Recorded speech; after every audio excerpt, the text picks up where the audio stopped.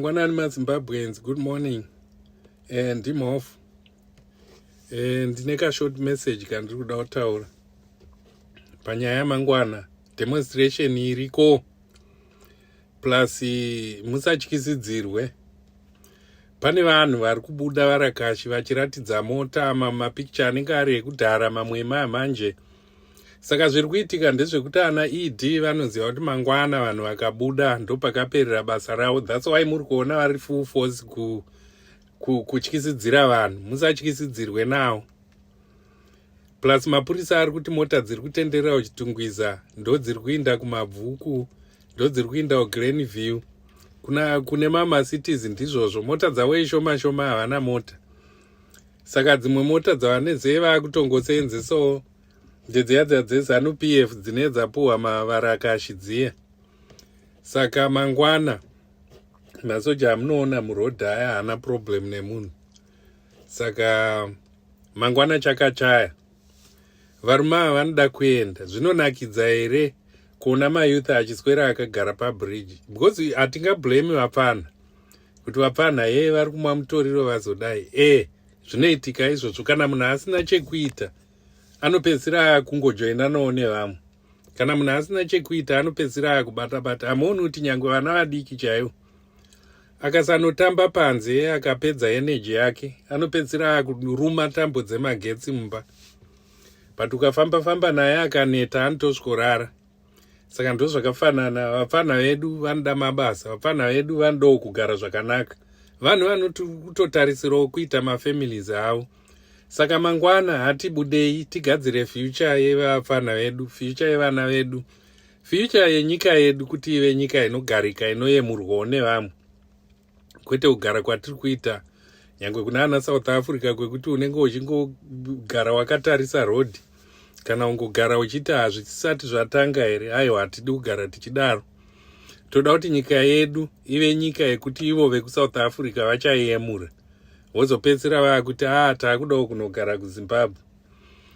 Which is good because isusu kushora zvedu vakambotichengeta zvimwe ndezvimwe. Vane mhosva dzavakaita vachiponda vanhu vachiita sei zvinowanikwa.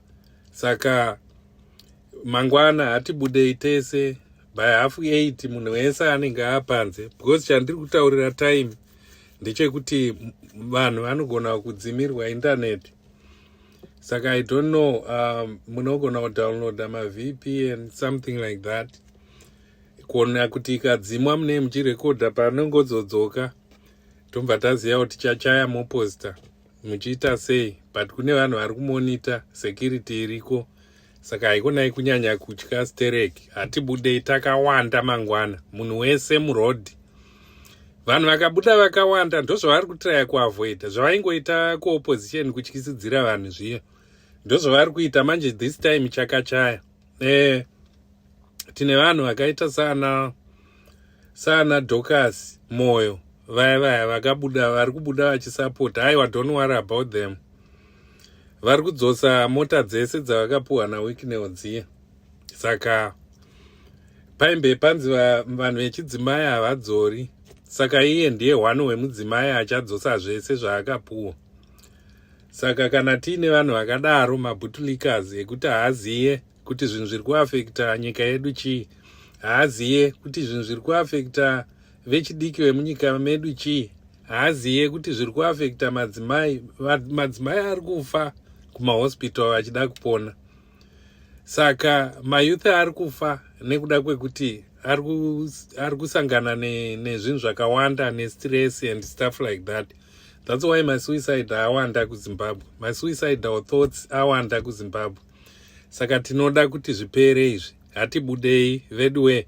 Musaende kuFacebook. Don't repost zvinhu zviri kupostwa nevarakashi. Munoswera muchiita BP nezvinhu zvisina nebasa rese. Haikonai kutombovateerera kana, especially kuFacebook. It's actually better kuti ukangoona pane vakaposta vachiti zvadai vanhu vari kuti mapurisa chichi. Don't even look at that. Let's focus on what we need to do tomorrow. Mangwana ndo pari kuinda mbavha dzese. Mangwana ndo pari kuinda zvigananda zvese. Mangwana ndo pari kuinda dictator iri riri kuda kusiya mwana waro akatadza kuinda mangwana, that's the end of us all. MuZimbabwe, that's the end of our future generation, that's the end of our children, that's the end of Zimbabwe. Munozara maChina kwese kuri kugarwa nevanhu kumamisha kuya kunosara kusina, tinopedzisira tatotandaniswa zvekunzi budai muZimbabwe nemuchinda wemaitiro ari kuita. Vese ana Hubert Angel ava ndakambozvitaura kudhara, ndouramba nchizvidzokorera imbavha dzese dziyadze matsotsaya. Saka handi muri kuona magaya futi vanhu vake vari kupuhwa mainfomu yechipurisa. Saka isusu hatigarei, but don't worry about them, pane vanhu vachadhilwa navo. Nyangwe ye magaya pari kupera izvozvi idi aenda, we need to deal with him, ovhara chichechi chake chiya. Hatidi vanhu vanonyebera Mwari vachiita unge vanhu vari right. Zvaita Sisi Dhoro, anonzi Dorcas Moyo, toda kuti azonyatsoexplaina kuti chaaitaura chii, ende anofanira kuziva makonsekwenses, because people are getting away with a lot of things muZimbabwe. Vanhu vanoisa madrugs anodhaka, vapedza kudaro voblema mayouth kuti mayouth ndiwo anodhakwa. Auya nani?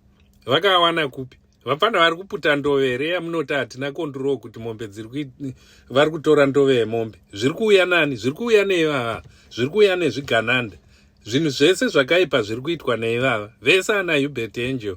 Saka mangwana hatibudei kuti future yedu ive yakanaka.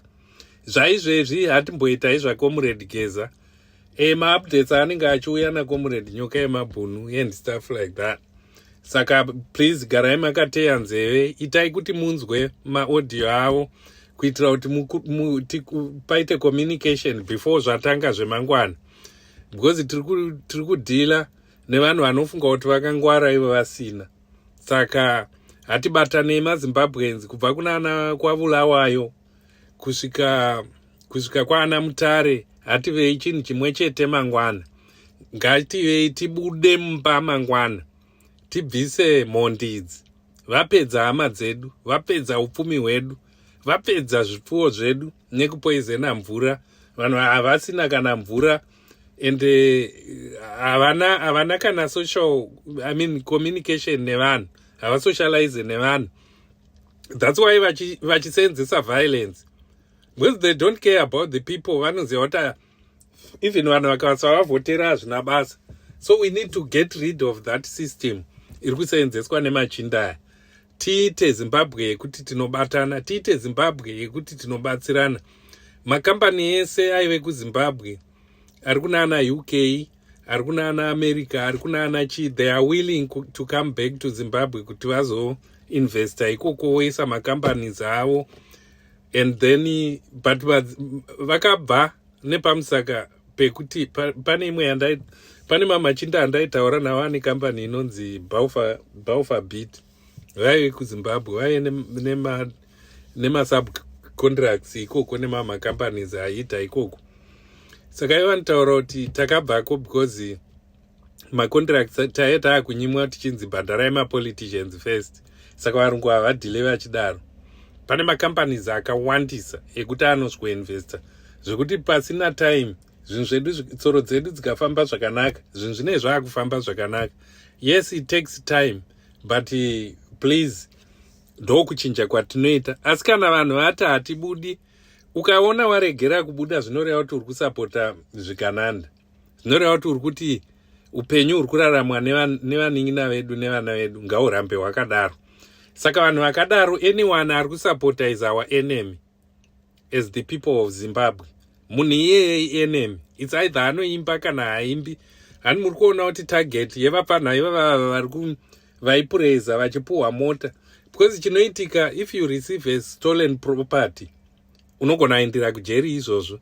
Ende kana wakaisa kadza mota yacho inotengeswa, votarisa kuti value yayo pawakaipuhwa yaive mari yayo yaburitsa, then wosubtracta kubva muvalue yayo, difference yacho iwe ndiwo unoibhadhara.